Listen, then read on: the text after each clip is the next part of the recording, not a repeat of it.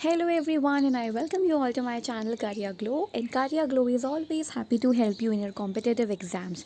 So as you already know that कि हम लोगों ने DSSB PRT का स्पेशल सीरीज़ चलवाया था जिसमें MW अपने आपको क्लास मिल रही होंगी। तो ये वाला जो पर्टिकुलर आज का जो टॉपिक है वो है सिगमंड फ्रॉइड का साइकोसेक्सुअल चाइल्ड डेवलपमेंट का टॉपिक है ये साइकोसेक्सुअल एनालिसिस, जिसका ये पार्ट 2 है। पार्ट 1 ऑलरेडी आ चुका है, अब आप पार्ट 2 बिल्कुल देखिए। इसमें सारी चीज़ें हैं, इसमें स्टेजेस के बारे में बताया गया है। और अगर आप केवी की तैयारी कर रहे हैं, सीटेट की तैयारी कर रहे हैं, उसकी सीडीपी सेक्शन की तैयारी कर रहे हैं, तो उसमें तो ये आपको बहुत ज़्यादा हेल्प करेगा। So let's get into the video. Okay, so last class में जैसे हम लोगों ने साइकोडायनामिक अप्रोच पढ़ लिया था, मतलब इसमें नॉर्मल हमने अप्रोच की ही बात की थी। नॉर्मली जो किसने दी थी, तो सिगमंड फ्रॉइड ने दी थी। ये बताते हैं कि किस तरीके से हम किसी की पर्सनालिटी को जान सकते हैं। इन्होंने हिप्नोसिस ट्रीटमेंट का भी इन्होंने यूज़ किया था अपने करियर में, और ये चाहते हैं कि लोगों की जो परेशानी है वो उनको समझें। कैसे समझें? फ्री एसोसिएशन करके, यानी कि उनसे बातचीत करके, ताकि वो इंसान जो है अपना थॉट, फीलिंग्स और जो भी आइडियाज़ है वो शेयर कर सके। साथ में ये ड्रीम का एनालिसिस भी करते हैं। फिर हमने कॉन्शियसनेस का देखा था कि इसमें हमारे पास 3 लेवल्स होते हैं कॉन्शियसनेस के, जिसमें एक होता है कॉन्शियस लेवल, जिसके अंदर हम जानते हैं कि हम क्या कर रहे हैं। सेकेंड लेवल होता है प्री कॉन्शियस, जिसमें हम नहीं जानते हैं, लेकिन अगर हम क्लोजली देखें उस चीज़ को तो हम जान पाएंगे कि हम क्या कर रहे हैं, हमारे क्या फीलिंग्स है, हमारे क्या थॉट है। लेकिन जो अनकॉन्शियस होता है उसे हम कभी भी नहीं जान पाते। और वो जो अनकॉन्शियस होता है वो कहीं ना कहीं हमारे डिज़ायर से, इड जिसे हम कहते हैं, उससे ड्रिवन होता है। यानी कि उसमें हमारे बहुत सारे डिज़ायर्स आ सकते हैं, सेक्सुअल डिज़ायर्स हो सकते हैं, कुछ भी हो सकता है। दूसरी चीज़ के, या तो हम अपने उन डिज़ायर्स को एक्सप्रेस कर लेते हैं, वो भी किस तरीके से, सोशली एक्सेप्टेबल तरीक़ों से, और अगर नहीं कर पाते तो हम हमेशा उनको अपने अंदर ही दबा के रख लेते हैं। इसके बाद हमने पढ़ा था कि एबनॉर्मल बिहेवियर जो है वो हमारा कभी कभी हो जाता है जब हमें कुछ तरह के कॉन्फ्लिक्ट्स होते हैं। तो जो सिगमंड फ्रॉइड थे उन्होंने किस चीज़ की बात करी कि जो इंसान कुछ भूल रहा है उसको भी एनालिसिस उसका होना चाहिए। मिस प्रोनाउंसिएशन, जोक्स, ड्रीम, किस चीज़ पे हंस रहा है, स्लिप ऑफ टंग अगर हो जाती है तो किन चीज़ों को लेकर होती है, किस चीज़ पर वो घबरा रहा है, या उसके क्या फोबियाज़ हैं, या मतलब क्लिनिकल उसके बारे में बात करते हैं, ताकि आपकी एबनॉर्मलिटीज़ के बारे में भी पता चल सके। सो ये एक थेराप्यूटिक अप्रोच है, ये सब हमने पढ़ा।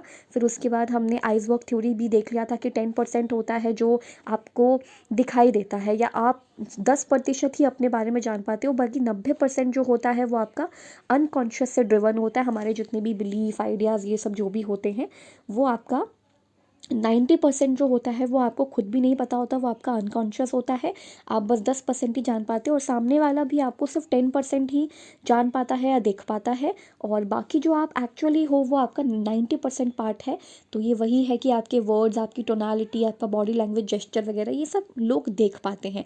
या व्हाट यू सी, आप भी अपना ये सब चीज़ें देख पाते हो, लेकिन डीप डाउन आप कैसे हो वो हमें थोड़ा सा गहराई में जाके पता चलेगा। तो ये अनकॉन्शियस, द अनकॉन्शियस माइंड करके इन्होंने, सिगमंड फ्रॉइड ने ये सारी बातें कही थी। फिर हमने क्या देखा था, स्ट्रक्चर ऑफ पर्सनालिटी देखा कि पर्सनालिटी के 3 स्ट्रक्चर होते हैं। यानी कि हमारी जो पर्सनालिटी होती है वो 3 चीज़ों से बनती है। एक तो इड होता है, अगर इड बहुत ज़्यादा स्ट्रॉन्ग है तो आप कुछ भी इर्रेशनल चीज़ भी होगी वो भी करोगे। ये इंस्टिंक्चुअल एनर्जी होती है, मतलब बिल्कुल ही जानवर प्रवृत्ति होती है कि अभी चाहिए। प्लेजर प्रिंसिपल के ऊपर काम करता है। जो ईगो होता है वो रियलिटी प्रिंसिपल के ऊपर काम करता है, रियलिटी को देख के समझ के काम करता है। और जो आपका सुपर ईगो होता है वो तो बिल्कुल ही आपका एथिकल मॉरल ब्रांच है। और हमने कंक्लूजन को भी लास्ट में देख लिया था। और लास्टली यही चीज़ है कि इड आपके अनकॉन्शियस से ड्रिवन होती है, बस इसे प्लेजर चाहिए होता है, बाय बर्थ होती है। जो ईगो होती है वो हमारी पार्टली कॉन्शियस होती है, यानी कि वो रियलिटी प्रिंसिपल के ऊपर काम करती है।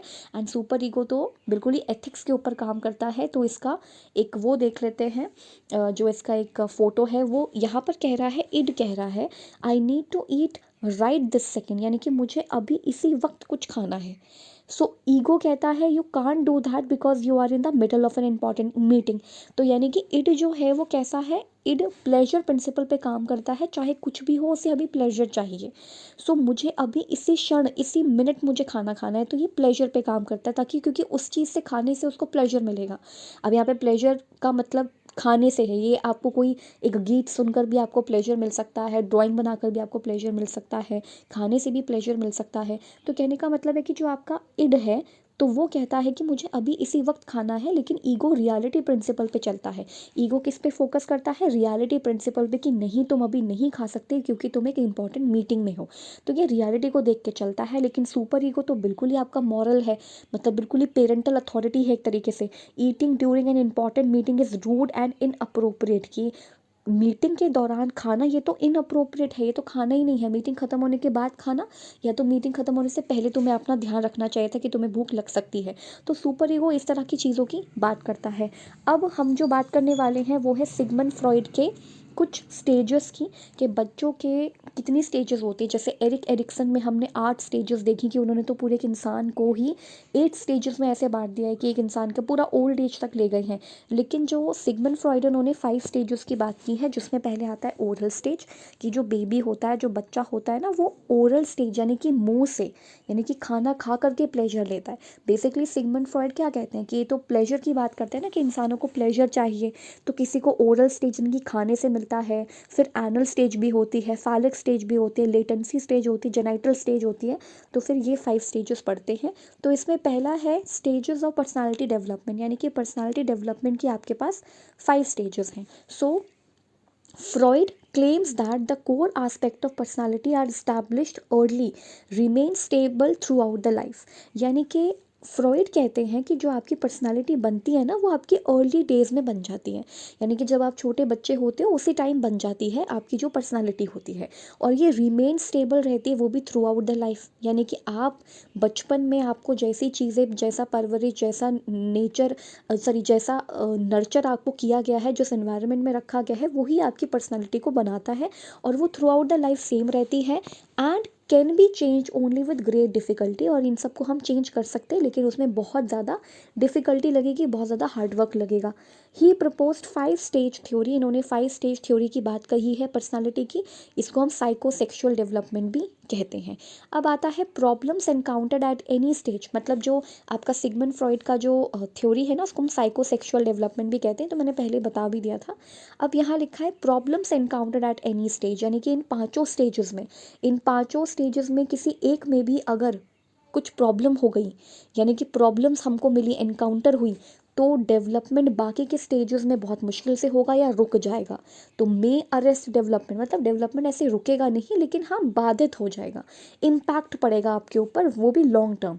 Have long term effect on persons life, उस लाइफ के उस बच्चे के या उस पर्सन की लाइफ पर बहुत लंबे समय तक फ़र्क पड़ेगा। यानी कि जब आप 24 की भी हो जाओगे ना, तो भी फ़र्क पड़ेगा। तो ये कैसे होता है, क्यों होता है, ये सब हम देखेंगे। जैसे बचपन में बच्चे को अगर माँ का दूध नहीं मिला, वो केयर नहीं मिल पाई, या फिर वो जो एक होता है ना, वो अफेक्शन नहीं मिल पाया, तो बड़े होकर के वो हॉस्टाइल बिहेवियर जैसा हो सकता है। उसे लगता है कि सभी उसके खिलाफ हैं, या कुछ ऐसी चीज़ें हो सकती है। तो इसलिए हर एक स्टेज को अच्छे से, आपने हर एक स्टेज से अच्छे से गुजरना है। किसी भी स्टेज में प्रॉब्लम एनकाउंटर होती है, और अगर वो नहीं सॉल्व की गई, तो फिर आगे के स्टेजेस में डेवलपमेंट मुश्किल होता है, या फिर इस पर पूरे पर्सन की लाइफ पर असर पड़ता है। तो फर्स्ट स्टेज क्या कह रहा है? First stage is oral stage, जिसमें a newborn instincts are focused on the mouth. इसमें जो ओरल स्टेज होती है, इसके अंदर बच्चे के माउथ के इर्द गिर्द सारी चीज़ें घूमती हैं। कहने का मतलब है कि बच्चा जो प्लेजर लेता है ना, वो माउथ से लेता है, यानी कि जैसे खाना खाकर, दूध पीकर, अंगूठा चूस के, इस तरीके से। This is the infants primary pleasure seeking centre, ये बच्चे का प्राइमरी प्लेजर सीकिंग सेंटर होता है। यानी कि बच्चा इसी से सारी खुशियों का एहसास करता है, इसी से सारे प्लेजर का एहसास करता है। It is through the mouth that the baby obtains food, क्योंकि ये मुँह ही है जिससे बेबी को खाना मिलता है, जिससे उसकी जो हंगर होती है वो शांत होती है।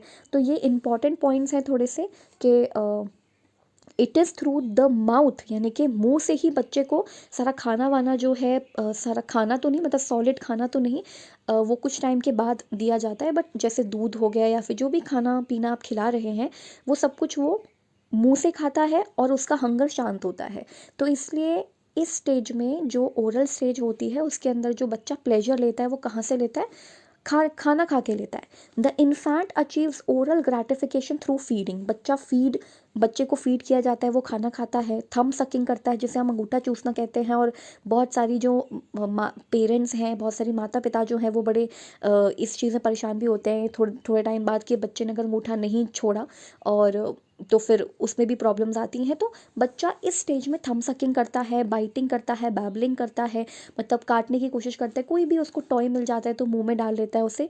तो बच्चे को जितना भी प्लेजर है वो सब कुछ ओरल स्टेज के अंदर वो मुंह से प्लेजर लेता है, खाना खा के या कोई पेन वगैरह हो गया या कुछ भी उसके हाथ में आ गया तो मुंह में डाल के देखता है। It is during these early months that people's basic feeling about the world are established.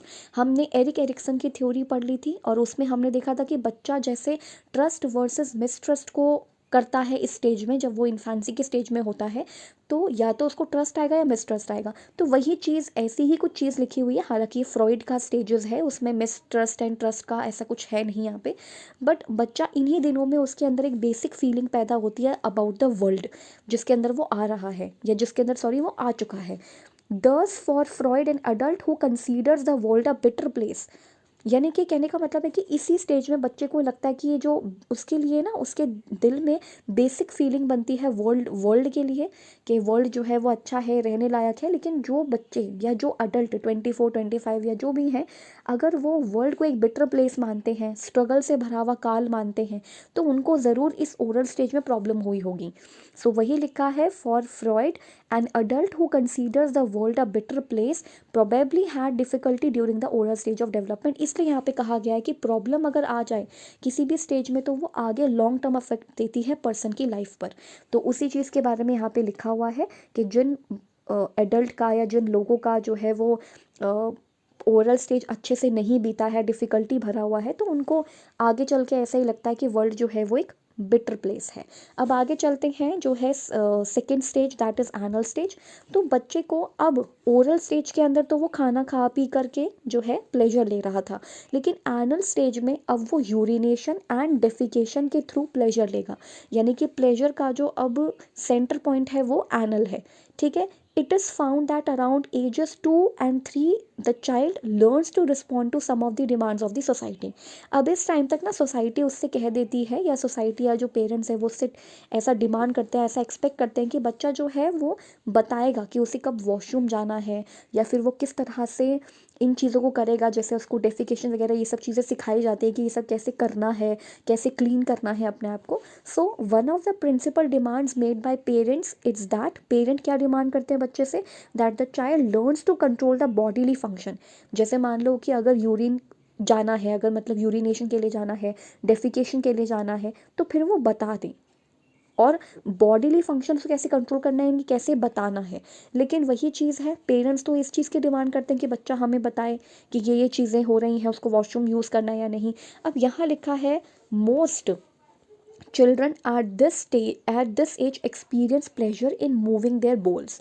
तो कहने का मतलब है कि इस टाइम पे ना बच्चा बहुत बहुत देर तक बैठा रहेगा, बहुत बहुत देर तक, जो जैसे जो बच्चों की होती है ना, जो कमोड टाइप होता है छोटा सा, उस पर बैठा रहेगा बहुत बहुत देर तक, उसको प्लेजर मिलता है।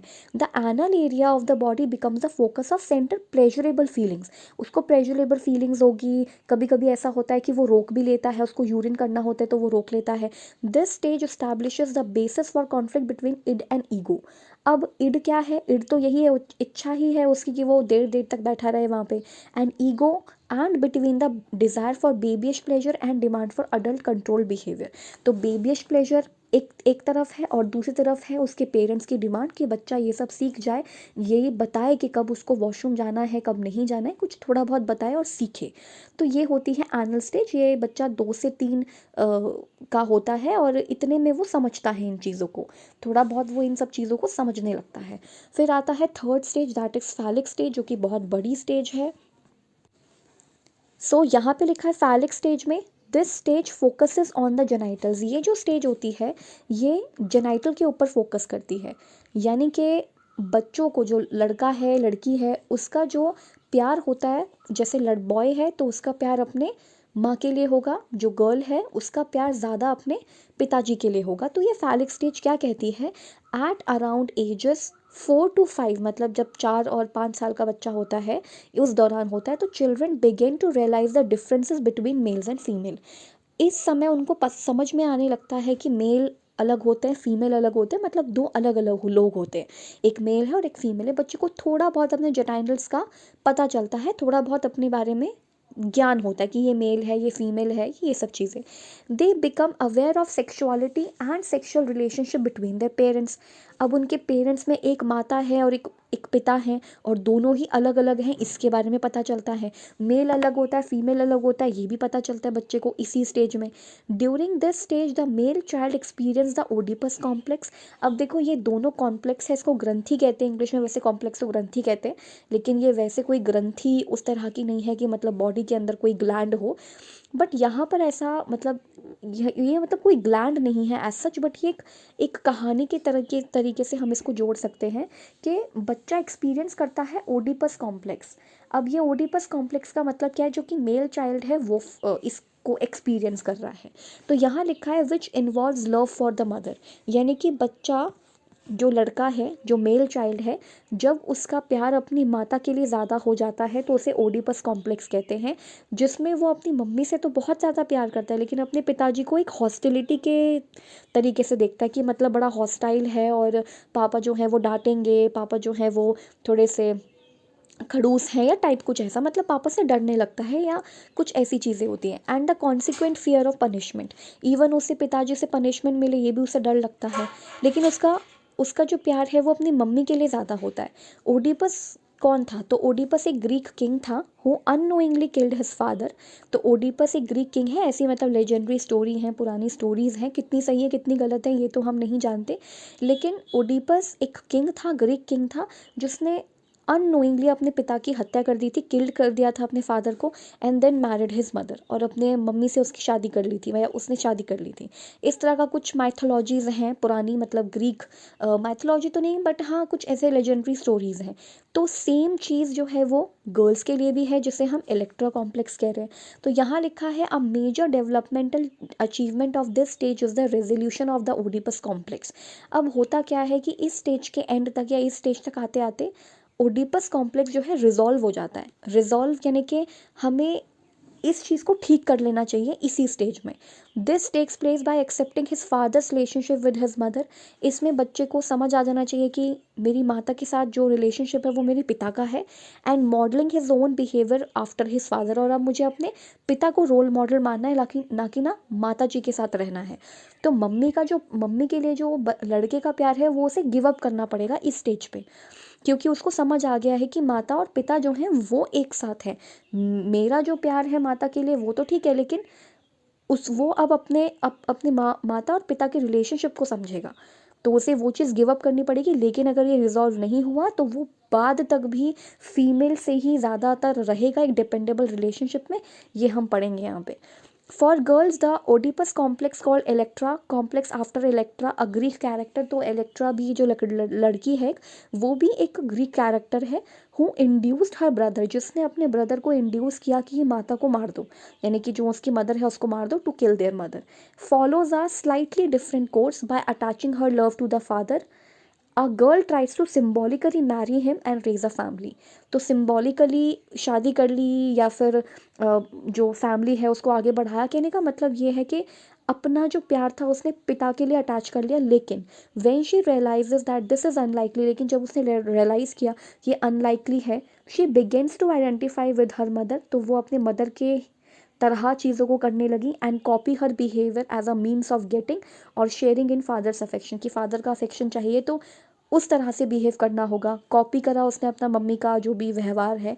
तो ये चीज़ है, यानी कि फैलिक स्टेज के अंदर हमें ये समझाया जाता है कि जो मेल और फीमेल है, जो मेल चाइल्ड है, जो फीमेल चाइल्ड है, उन्हें गिव अप कर देनी चाहिए फीलिंग्स ऑफ सेक्सुअलिटी की, जो फीलिंग्स है वो गिव अप करनी चाहिए। और इसी चीज़ के ऊपर सिगमंड फ्रॉइड का बहुत ज़्यादा क्रिटिसिज्म किया जाता है, क्योंकि उन्होंने इसको इस चीज़ के साथ जोड़ दिया, सेक्सुअलिटी के साथ ज़्यादा जोड़ दिया है, मतलब बच्चों के जो एक स्टेज होती है उसको इसके साथ जोड़ दिया है। तो थोड़ा बहुत उनका इस पर क्रिटिसिज्म किया जाता है। And the term Oedipus complex was coined by Sigmund Freud. तो सिगमंड फ्रॉइड ने ही टर्म कॉइन किया था इन साइको एनालिटिक थ्योरी, जिसमें सन का जो प्यार होता है वो मॉम के लिए होता है। और यहाँ पर ये फोटो भी देख सकते हैं कि जो डॉटर है उसका जो प्यार है वो पिता के लिए है, लेकिन जो सन है उसका प्यार जो है वो मॉम के लिए है। तो ऐसे क्रॉस लगा सकते हैं हम, जैसे ये इलेक्ट्रा कॉम्प्लेक्स हो जाएगा और ये ओडिपस कॉम्प्लेक्स हो जाएगा। तो अब यहाँ पर थोड़ा सा क्रिटिक भी है, वो क्या है, the critical component in resolving the Oedipus complex is the development of identification with the same sex parents. यानी कि पहले जो मेल चाइल्ड था वो किसके साथ जुड़ा था या किसके साथ उसका लव था, अपनी मम्मी के साथ था, जो कि ऑपोजिट सेक्स है। ऑब्वियसली माता का तो ऑपोजिट ही सेक्स, तो दोनों का ऑपोजिट सेक्स है। लेकिन अब यहाँ पे आइडेंटिफाई कर लेते हैं वो सेम सेक्स पेरेंट्स को, कि मतलब मेरा जो व्यवहार है वो मेरे पिता जैसा, या उसको रोल मॉडल मुझे मानना होगा, ना कि अपनी मम्मी को। In other words, boys gave up sexual feelings for their mothers and begin to see their father as the role models. तो अपने पिता को रोल मॉडल की तरह से देखता है, rather than as rival. Rival नहीं देखता वो, अब वो उनसे अब उसके दिमाग में वो हॉस्टाइल वाला बिहेवियर नहीं है, वो राइवल नहीं है, तो वो अपने पिता को रोल मॉडल बना लेता है। Girls give up their sexual desire for their father and identify with their mother, और वो अपनी मदर की तरह व्यवहार करने लगती हैं। तो कहने का मतलब है यही जो सेक्सुअल एस्पेक्ट है, सेक्सुअल डिज़ायर पर जो इन्होंने ज़्यादा फोकस किया ना, इसके लिए इनको थोड़ा सा क्रिटिसाइज़ किया जाता है। Then fourth stage is latency stage, और लेटेंसी स्टेज वो स्टेज होती है जिसमें हमारे या बच्चे की जो सेक्सुअल फीलिंग्स होती है वो लेटेंट हो जाती है, छिप जाती है, वो भूल जाता है, and he is involve and he and she is involve more in academic activities. तो वो एकेडमिक एक्टिविटीज़ में बच्चे जो होते हैं वो इस समय ज़्यादा इन्वॉल्व हो जाते हैं in the latency stage. So this stage last from about 7 years until puberty, यानी कि ये 6 से 12 का टाइम है, या इसको 7 से भी कह सकते हैं, 7 से 12 कह सकते हैं। तो वैसे तो 6 से 12 ही मानेंगे। 6 से 12 का जो टाइम पीरियड है, इसमें बच्चा स्कूल जाता है, पढ़ाई करता है।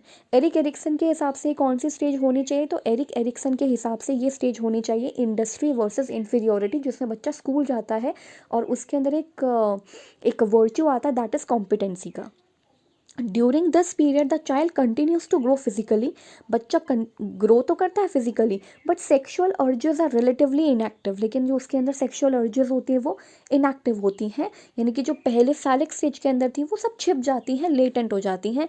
And much of child's energy is channelled into social और अचीवमेंट रिलेटेड एक्टिविटीज़। और इस समय बच्चा जो है वो किस चीज़ पे ध्यान देता है, पढ़ाई लिखाई पे ध्यान देता है।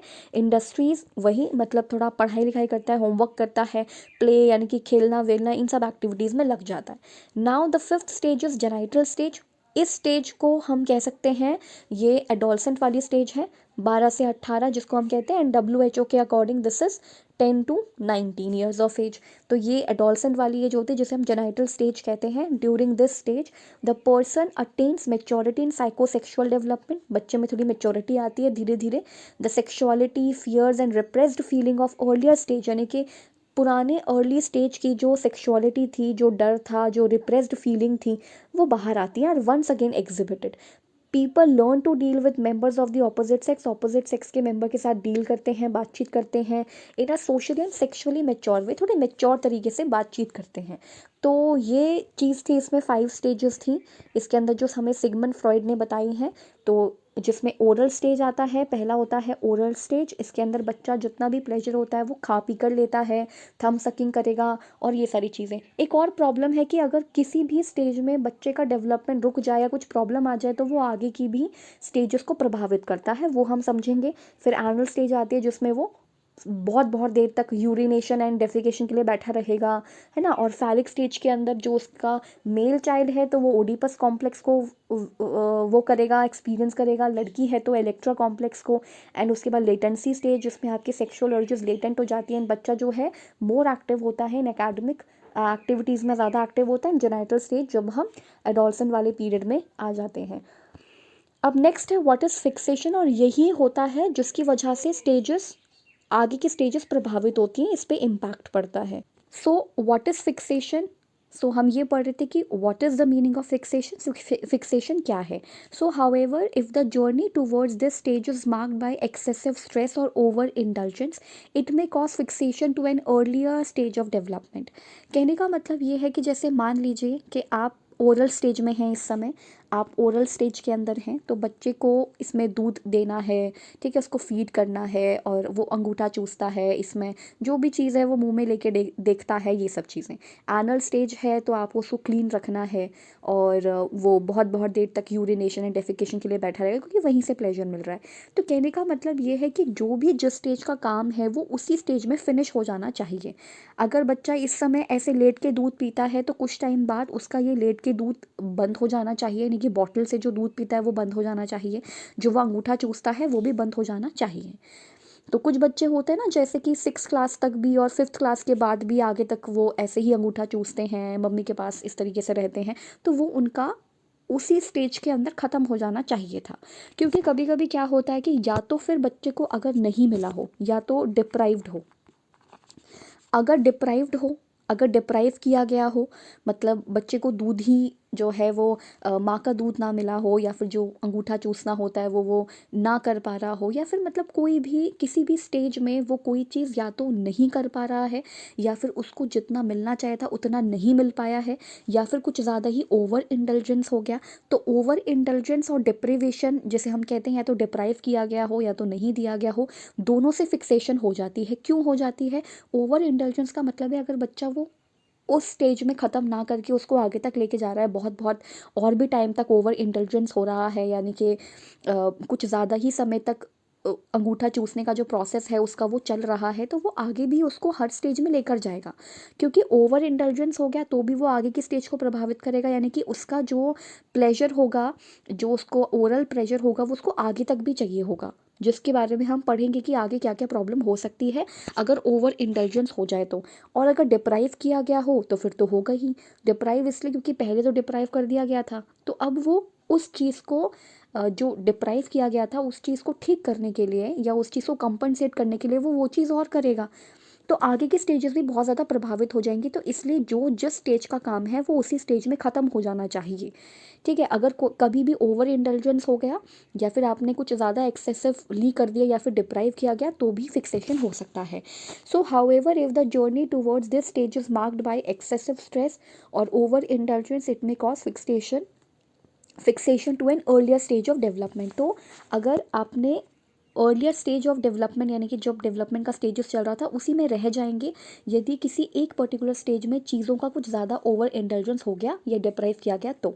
Freud's theory also postulates that children proceed from one stage to another stage of development. They seem to adjust their view of the world. यानी कि फ्रॉइड ऐसा कहते हैं कि जो चिल्ड्रन है ना, जब वो एक स्टेज से दूसरे स्टेज में जाते हैं, चाहे वो ओरल स्टेज हो, एनुअल स्टेज हो, चाहे फैलिक स्टेज हो, राइट, और उसके बाद जो आपकी ये जेनाइटल और लेटेंसी स्टेज हो, या फिर जेनाइटल स्टेज हो, कोई भी स्टेज हो, कोई भी स्टेज हो, तो यहाँ पे ऐसा कहा जाता है कि बच्चा जो है हमेशा हर स्टेज में आगे बढ़ के अपने व्यू को चेंज करता है, कि वो वर्ल्ड को किस नज़रिए से देखता है, वो उसका वर्ल्ड व्यू जो होता है, उसका जो व्यू होता है वो चेंज होता है वर्ल्ड को लेकर, एडजस्ट करता है अपने अपने आप को। Failure of a child to pass successfully through a stage leads to fixation to that stage, यानी कि बच्चा अगर सक्सेसफुली उस स्टेज से नहीं पास हो पाया या नहीं निकल पाया तो फिक्सेशन हो जाएगी उसी अर्ली स्टेज में। वो उसी स्टेज के अंदर रह जाएगा, बट उसी स्टेज में रह जाएगा, यानी कि उसी स्टेज की कुछ चीज़ों को अपने बाकी के स्टेजेस के साथ ले आएगा। In this situation child development gets arrested at an early stage, तो उसी स्टेज में उसका डेवलपमेंट अरेस्ट हो जाएगा, अरेस्ट यानी कि रह जाएगा, और वो उसी चीज़ में फिक्स हो जाएगा, और वो उसको आगे की स्टेज तक लेकर जाएगा, वो हम पढ़ेंगे उसका एग्जाम्पल। तो ये जो फोटो बनी हुई है यहाँ पे, ये बेसिकली किसका है? ये लेटेंसी टाइम का है, जिसमें आपके जो सेक्सुअल डिज़ायर्स या जो भी सिगमंड फ्रॉइड कह रहे हैं कि हमारे अंदर जो इन सब चीज़ों को लेकर सेक्सुअल अर्जेस जो होती हैं वो इनएक्टिव हो जाती हैं, क्योंकि ये काल है, ये टाइम पीरियड ऐसा है जिसमें बच्चा पढ़ाई लिखाई करता है, उसमें कॉम्पिटेंसी आती है। अगर हम एरिक एरिक्सन की बात करें तो ये वो वाला टाइम होता है इंडस्ट्री वर्सेस इन्फीरियोरिटी का। तो ये यहाँ पे बच्चा पढ़ाई वढ़ाई करता है। लेकिन वही चीज़ है कि फिक्सेशन का मतलब है कि अगर आप एक स्टेज में कुछ ज़्यादा ही ओवर इंडल्ज रहेगा या डिप्राइव हो गया, कोई भी स्टेज में कोई भी चीज़ आपको नहीं मिली या ओवर इंटेलिजेंस हो गया, ज़्यादा मिल गई, तो आप उसी स्टेज में रह जाएंगे या आपकी बाकी के स्टेज प्रभावित हो जाएंगे, क्योंकि उस स्टेज के कुछ चीज़ें आप बाकी के स्टेजेस में लेकर आएंगे, राइट। सो ये यहाँ पर चीज़ लिखी हुई है, व्हाट इज़ फिक्सेशन। अब यहाँ लिखा है for example a child does not pass successfully through the phallic stage. अब मान लीजिए कि चाइल्ड है, बच्चा जो है उसका फैलिक स्टेज वो ढंग से क्रॉस नहीं कर पाया, या वो ये समझ नहीं पाया, जैसे मेल चाइल्ड है तो वो समझ नहीं पाया कि माता पिता का रिलेशन जो है, मतलब मम्मी के लिए प्यार उसका ज़्यादा बढ़ने लग गया, और वो अपने पिता को रोल मॉडल के रूप में नहीं देख पाया लास्ट में, और वो सेक्सुअल फीलिंग्स जो हैं वो गिव अप नहीं कर पाया, तो वो फैलिक स्टेज के अंदर ही रह जाएगा।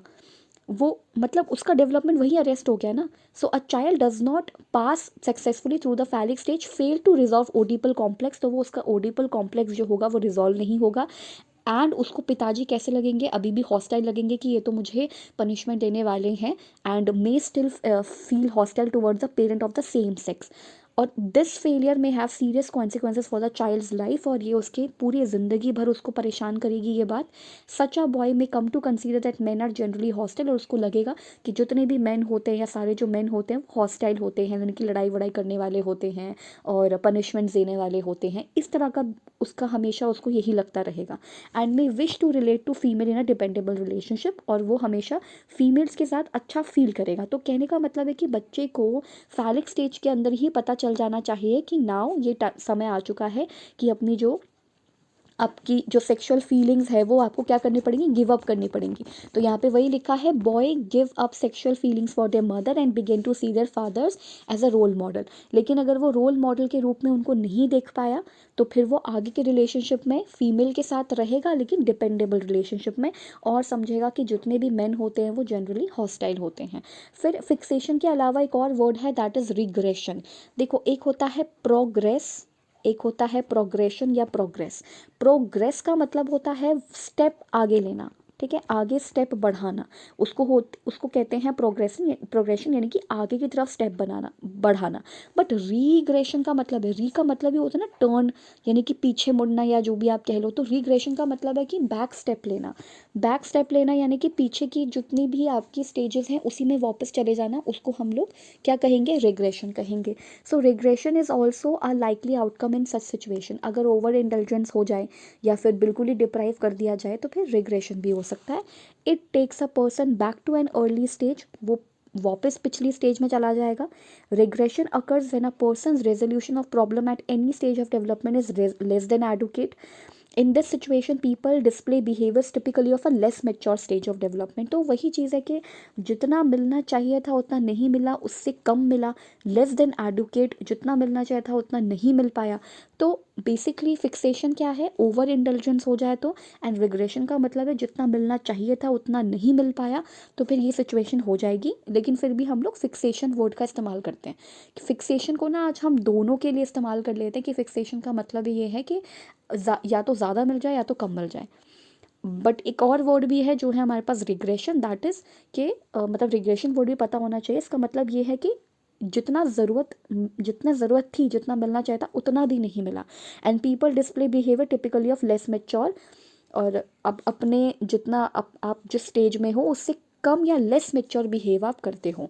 अब यहाँ लिखा है fixation energy should be balanced in a proper way in every stage. तो हर एक स्टेज में जितनी भी एनर्जी लगनी चाहिए उतनी लगनी चाहिए, ना ज़रूरत ना ज़्यादा एनर्जी लगे ना कम एनर्जी लगे। कहने का मतलब है अंगूठा चूस रहे हैं तो प्रॉपर एनर्जी के साथ करिए, मतलब बच्चा जो है सारी एनर्जी उसमें लगा दे। एनल स्टेज में है तो सारी एनर्जी उसमें लगाए, फैलिक स्टेज में है तो सारी एनर्जी उसमें लगाए, लेकिन जैसे जैसे स्टेज ख़त्म हो जाए उस चीज़ को गिव अप कर दे। जैसे फैलिक स्टेज की बात आती है तो ना तो कम एनर्जी लगाए ना ज़्यादा एनर्जी लगाए, एकदम प्रॉपर वे में एनर्जी लगाए। तो अब यहाँ पर है कि इड जो है वो तो बाय बर्थ होता है, ये हमने देख लिया था। इड हमेशा बाय बर्थ होता है, बचपन से ही बच्चा जो है वो इड पे चलता है कि मतलब जब जो चीज़ चाहिए वो तो चाहिए। जैसे दूध पीना चाहे आप किसी भी मॉल में हो, किसी पार्क में हो, दूध चाहिए तो अभी चाहिए, राइट। सो ओरल स्टेज का मतलब है जो 0 to 1 ईयर तक की होगी, जिसमें बच्चा खाता पीता है, फीडिंग वगैरह करता है, करवाई जाती है उसको। इसके बीच या इसके आसपास ईगो डेवलप हो जाती है, मतलब जैसे यहाँ पे हम लोग पढ़ेंगे इधर यहाँ पर तो ईगो डेवलप हो जाती है। जैसे ओरल स्टेज में, ओरल स्टेज के कुछ टाइम हद तक आपका ईगो डेवलप हो जाता है। फिर ईगो का मतलब क्या होता है, जो रियलिटी प्रिंसिपल पे काम करता है। एंड इड क्या होता है, वो आपके इंस्टिंक्चुअल नीड्स पे काम करता है। फिर आता है एनल स्टेज, 1 से 3 साल का जब बच्चा होगा तो वो बताए कि मुझे ये जाना है, वहाँ जाना है। फिर उसको सिखाया जाएगा कि इस तरीके से क्लीन करते हैं, और आप भी उसकी क्लीन करोगे। आप उससे कहोगे कि आपको जब भी ये चीज़ आए तो बताओ, ठीक है। फैलिक स्टेज आती है 3 से 6 साल की, जिसमें बच्चा जो होता है वो मम्मी पापा से बातचीत करता है और मम्मी को किस नज़र से देखता है, नज़रिए से देखता है मीन्स, और पापा को किस नज़रिए से देखता है। जैसे मेल की बात करें तो पापा को हो सकता है कुछ टाइम तक वो हॉस्टाइल नज़रिए से देखे, लेकिन फिर ओडिपल कॉम्प्लेक्स जो होता है उसका वो रिजॉल्व हो जाता है, तो वो अपने पिता को वो रोल मॉडल के रूप में देखता है। तो ये नज़रिए का फ़र्क है अलग अलग स्टेज में। फिर इलेक्ट्रा कॉम्प्लेक्स हमने पढ़ लिया है, इलेक्ट्रा एंड ओडिपस कॉम्प्लेक्स होते हैं फैलिक स्टेज में। देन लेटेंसी स्टेज आती है, बच्चा बिजी हो जाता है स्कूल में, एक्टिविटीज़ में, सारी जितनी भी सेक्सुअल अर्जेस जो सिगमंड फ्रॉइड कहते हैं वो सब कुछ क्या हो जाती है, लेटेंट हो जाती हैं, छिप जाती हैं। फिर आती है जेनाइटल स्टेज। अच्छा, एक चीज़ हमने और पढ़ी थी यहाँ पे, वो था life instincts and death instinct, यानी कि जो आपका लिबिडो एंड जो हमने उसकी बात की थी यहाँ पे, एक मिनट, हाँ, तो यहाँ पर हम लोगों ने बात की थी ना, Freud also assume that it is energised by two instinctual forces. तो लिबिडो एक तरीके से एक एनर्जी है और इड उसका पार्ट है। सिमिलरली जो इड है उसके दो इंस्टिंक्चुअल फोर्सेस होते हैं, एक होता है लाइफ इंस्टिंक्ट, दूसरा होता है डेथ इंस्टिंक्ट। लाइफ इंस्टिंक्ट का मतलब होता है कि जीना है, होप और ये वाला, और एक होता है डेथ इंस्टिंक्ट्स। तो इसको पढ़ते हैं कि ये क्या है। हमेशा जो आपका इड या जो भी होता है वो आपके किसके ऊपर ध्यान देता है, लाइफ या सेक्सुअल और इंस्टिंक्ट, इन पे ध्यान देता है, मतलब लाइफ इंस्टिंक्ट पे ध्यान देता है। और instinctual life force that energises id is called libido, तो वही चीज़ यहाँ पे लिखी हुई है, and id is called libido. तो लिबिडो का पार्ट आपका इड होता है, लिबिडो एक टाइप की एनर्जी होती है। एंड दूसरी इंपॉर्टेंट चीज़ की, एक लाइफ इंस्टिंक्ट होता है, एक डेथ इंस्टिंक्ट होता है। तो जो इड है आपका वो लाइफ इंस्टिंक्ट पे चलता है, जो चाहिए अभी चाहिए। तो लाइफ इंस्टिंक्ट के लिए हम वर्ड यूज़ कर रहे हैं एरोस, आ सकता है किसी क्वेश्चन में। डेथ इंस्टिंक्ट के लिए यूज़ हम कर रहे हैं थानाटॉस। और यही चीज़ मैंने पहले भी बताई हुई है कि जो आपका जैसे एवेंजर्स होता है, रिवेंज वाला जो मैंने एक चीज़ बताया था, तो रिवेंज होता है कि दूसरे के लिए लेना, सॉरी अपने लिए लेना। रिवेंज मीन्स जब आप अपने लिए रिवेंज ले रहे हो, यानी कि आपके साथ कुछ गलत हुआ है, फिर आप अगर उससे बदला ले रहे हो तो वो रिवेंज है। लेकिन अगर किसी के बिहाफ पे आप बदला ले रहे हो तो वो एवेंज है, दैट इज़ वहीं से एवेंजर्स निकला है। और फिर थैनोस की बात आती है तो वो ख़त्म ही करना चाहता है पूरी दुनिया को, तो थैनाटॉस ये हो गया। तो थैनाटॉस को किससे रिलेटेड मान लिया हमने, डेथ इंस्टिंक्ट से। अब देखो यहाँ पे लिखा है arrows the life instinct, procreation, इसमें लाइफ बन रही है, सोशल कॉपरेशन हो रहा है, सर्वाइवल हो रहा है।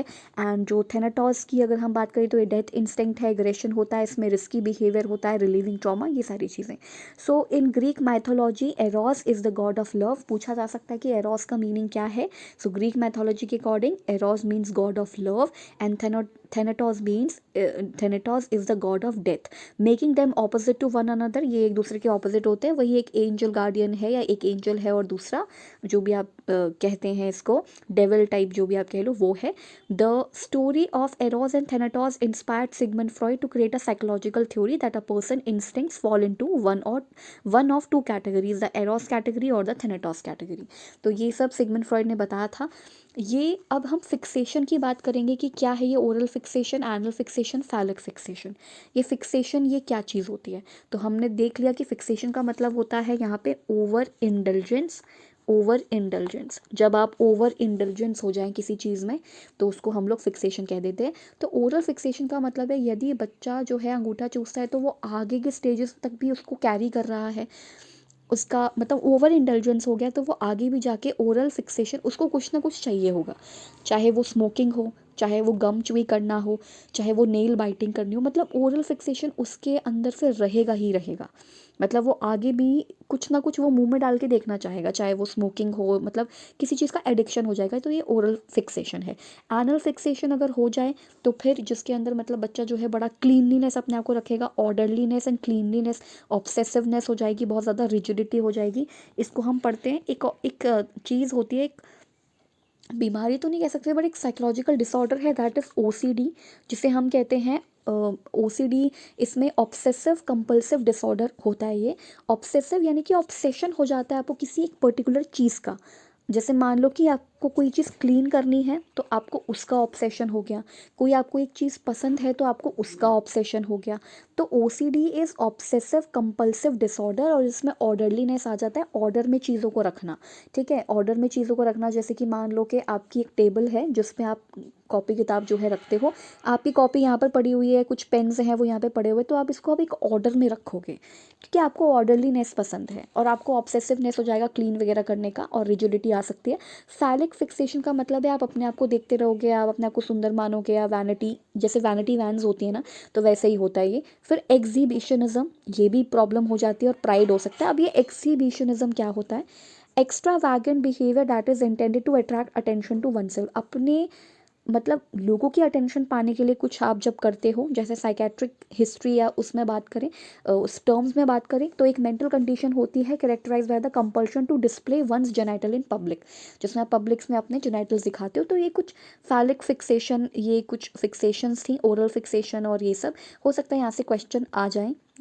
अब नेक्स्ट है, नेक्स्ट और लास्ट पेज है ये बेसिकली, यहाँ लिखा है ओरल, यानी कि इस टाइम पे क्या क्या चीज़ें होती हैं, तो हर एक स्टेजेस हैं ये सारी।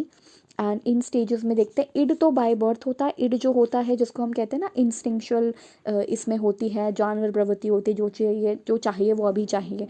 एक होता है ओरल, जिसके अंदर क्या क्या होता है स्टेज में, माउथ, मतलब इसमें सारा जो इर्द गिर्द होता है सब कुछ वो मुंह के इर्द गिर्द होता है, यानी कि इसमें फीडिंग होती है, सकिंग होती है, स्वॉलोइंग होती है, यानी कि बच्चा अंगूठा चूस के देखता है, ये सारी चीज़ें होती है ओरल स्टेज में। इसमें ईगो डेवलप हो जाता है आपका, रियलिटी प्रिंसिपल पे काम करने लगते हैं। फिर आता है anal stage, the anus with holding और एक्सपेलिंग फीसेस, यानी कि इसमें एनल स्टेज इंपॉर्टेंट, यानी कि उसके इर्द गिर्द सारी चीज़ें घूमती हैं, मतलब बच्चा बहुत बहुत देर तक प्लेजर को सीख करने के लिए बैठा रहता है, यूरिनेशन एंड डेफिकेशन के लिए। देन आता है फैलिक स्टेज, ये थोड़ा सा सिगमंड फ्रॉइड का यहाँ पर थोड़ा क्रिटिसिज्म होता है। यहाँ पे इस चीज़ की बात लिखी है कि जब जब बच्चे को इसके बारे में पता ही नहीं होता, द पीनस और क्लिटोरिस मास्टरबेशन, ये सब उनका क्रिटिसिज्म ही है। एंड दूसरा चीज़ है यहाँ पे सुपर ईगो, यहाँ तक डेवलप हो जाता है। सुपर ईगो हमें पता है कि क्या होता है, ये बिल्कुल ही मॉरल उस पर चलता है। देन लेटेंट, जिसमें आपका लिटल और नो सेक्शुअल मोटिवेशन प्रेजेंट, क्योंकि ये तो हमें पता है कि ये इसमें बच्चा स्पोर्ट्स में, मतलब खेल कूद में आगे बढ़ेगा, पढ़ाई करेगा। वही एरिक एरिक्सन की बात करें तो ये कौन सी स्टेज हो जाएगी, इंडस्ट्री वर्सेस, जिसको हम इन्फियोरिटी कहते हैं वो, और एक वर्चू आता है दैट इज़ कॉम्पिटेंस। फिर आता है जेनाइटल, द पीनस और वेजाइना, सेक्सुअल इंटरकोर्स, तो ये वो वाला टाइम आता है जिसमें हम एडोलसेंट हो, मतलब एडोलसेंट वाला स्टेज आ जाता है। तो ये थे कुछ सारे के सारे स्टेजेस, इसमें कहाँ कहाँ पे ईगो डेवलप होती है, कब सुपर ईगो डेवलप होती है, पर्सनालिटी के कुछ पार्ट्स होते हैं। तो ये इंपॉर्टेंट चैप्टर था, ये इंपॉर्टेंट टॉपिक था बहुत ज़्यादा, यहाँ से नंबर ऑफ क्वेश्चंस बनते हैं। सो लर्नर्स, अगर आपको लेसन अच्छा लगा हो तो आप लोग इसको एक लाइक दीजिए, साथ में आप सब्सक्राइब कर लीजिए चैनल को, सो दैट आपको ऐसी ही वीडियोस जो है वो लगातार मिलती रहे। Keep learning and keep discerning and keep watching my videos. Thank you so much, और अच्छे से नोट्स बनाइए और अच्छे से पढ़िए।